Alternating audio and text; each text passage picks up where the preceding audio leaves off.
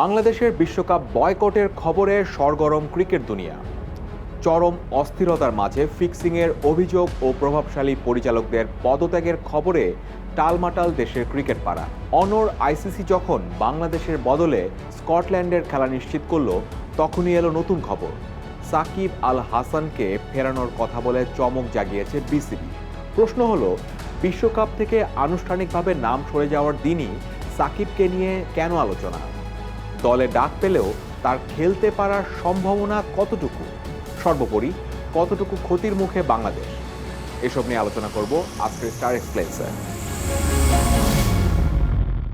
বাংলাদেশ এবার আইসিসি টি-20 বিশ্বকাপে খেলছে না। বাংলাদেশের পরিবর্তে ভারতে গিয়ে বিশ্বকাপ খেলবে স্কটল্যান্ড। কিন্তু বিসিবি চমক দিয়েছে শনিবার রাতের বেলায়। অপ্রত্যাশিত এই সময়ে তারা জানিয়েছে জাতীয় দলে ফিরতে পারেন সাকিব আল হাসান। আলোচনা প্রসঙ্গে আমাদের ডিরেক্টর আমাদের আলোচনা সাপেক্ষেই তিনি প্রস্তাবটা দিয়েছেন যে সাকিব আল হাসান ইন্টারেস্টেড এবং সাকিব আল হাসানের কথা হয়েছে আমাদের। রাজনৈতিক কারণে নির্বাসনে থাকা বাংলাদেশের ইতিহাসের সফলতম ক্রিকেটার একরকম অলিখিত নিষিদ্ধ। পরিস্থিতি এমন পর্যায়ে পৌঁছেছে যে কোনো ভক্ত সাকিবের 75 নম্বর জার্সি পরে মাঠে গেলেও তা খুলে রাখা হচ্ছে। সাকিবের নাম লেখা প্ল্যাকার্ড নিয়ে কাউকে মাঠে ঢুকতে দিচ্ছেন না বিসিবির নিরাপত্তা কর্মীরা। তবে বাংলাদেশের বিশ্বকাপে না খেলার প্রসঙ্গ ছাপিয়ে সাকিবই শনিবার বিসিবির বোর্ড মিটিং শেষে আলোচনায়। এমনকি তিনি থাকতে পারেন নতুন বছরের কেন্দ্রীয় চুক্তিতে। এই মুহূর্তে একাধিক ইস্যুতে একাধিক বিষয় নিয়ে কোণঠাসা বাংলাদেশ ক্রিকেটের সর্বোচ্চ সংস্থা।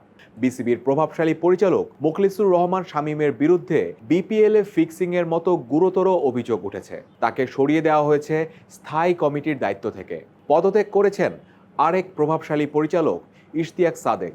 নিজেদের ঘরে এখন অস্থির সময় কাটছে। সমালোচকদের মতে বিশ্বকাপের আয়োজন হাতছাড়া হওয়া এবং প্রশাসনিক ব্যর্থতা ঢাকতেই পরিকল্পিতভাবে এই সাকিব কার্ড সামনে আনা হয়েছে।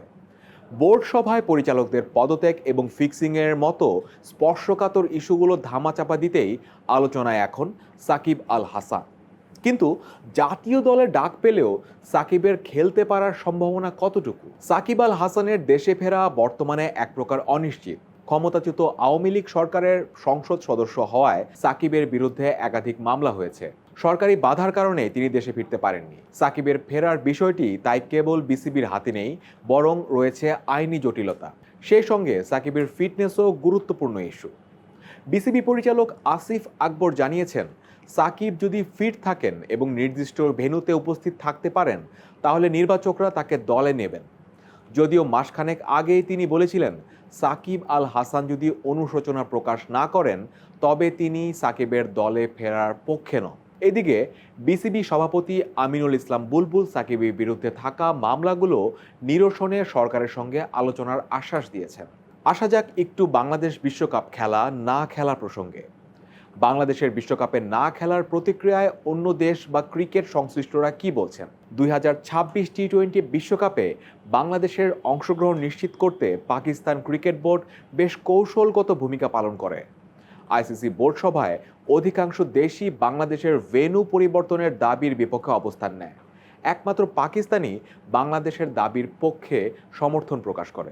পিসিবি প্রধান মহসিন নাকভি আইসিসির অবস্থানের কড়া সমালোচনা করেন।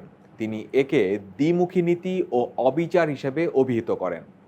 বাংলাদেশের ম্যাচগুলো নিরপেক্ষ ভেন্যুতে আয়োজনের জন্য প্রস্তাবিত হাইব্রিড মডেলকেও সমর্থন জানায় পিসিবি। তবে চূড়ান্ত পর্যায়ে আইসিসির প্রশাসনিক ও আইনি চাপের মুখে পাকিস্তান তাদের 15 সদস্যের দল ঘোষণা করে বিশ্বকাপে অংশগ্রহণের সিদ্ধান্ত নেয়। এদিকে টি-20 বিশ্বকাপ নিয়ে বাংলাদেশের প্রতি আইসিসির এমন বিমাতা সুলভ আচরণের কড়া সমালোচনা করেছেন সাবেক তারকারা। শহীদ আফ্রিদি এবং জেসন গিলেস্পি প্রশ্ন তুলেছেন যে 2025 চ্যাম্পিয়ন্স ট্রফিতে ভারতের নিরাপত্তা উদ্বেগকে গুরুত্ব দিয়ে ভেন্যু পরিবর্তনের সুযোগ দেওয়া হলেও বাংলাদেশের ক্ষেত্রে একই যুক্তি কার্যকর কেন করা হয়নি? তাহলে এই বয়কটের কারণে বাংলাদেশের ক্রিকেট কোন ধরনের ক্ষতির সম্মুখীন হতে পারে? 2026 টি-20 বিশ্বকাপ বর্জনের সিদ্ধান্তের ফলে বিসিবি বেশ বড় ধরনের আর্থিক ও প্রশাসনিক ঝুঁকির মুখে পড়তে যাচ্ছে। এর ফলে আইসিসির বার্ষিক রাজস্ব খাত থেকে প্রায় 330.21 কোটি টাকা হারাবে বিসিবি, যা বোর্ডের মোট বার্ষিক আয়ের প্রায় 60%। এছাড়া বিজ্ঞাপন ও স্পন্সরশিপ খাত থেকে প্রায় 100 কোটি টাকা লোকসানের পাশাপাশি টুর্নামেন্টের 3,66,00,000 টাকার অংশগ্রহণ ফি এবং প্রাইজ মানি হাতছাড়া হওয়ার সম্ভাবনা রয়েছে। আবার আইসিসিকে গ্রহণযোগ্য কারণ দেখাতে ব্যর্থ হলে 24.46 কোটি টাকা জরিমানা এবং 2028 সাল থেকে পরবর্তী 3 বছরের জন্য বরাদ্দকৃত রাজস্ব ও ভোটাধিকার সীমিত হওয়ার আশঙ্কা তৈরি হবে। মাঠের বাইরে ভারতের সঙ্গে দ্বিপাক্ষিক সিরিজ ও এশিয়া কাপ আয়োজন নিয়ে কূটনৈতিক টানাপোড়েন তৈরির পাশাপাশি ক্রিকেটাররা ব্যক্তিগত আয় ও ভবিষ্যতে সরাসরি বৈশ্বিক আসরে খেলার সুযোগ হারানোর সংকটে পড়বেন।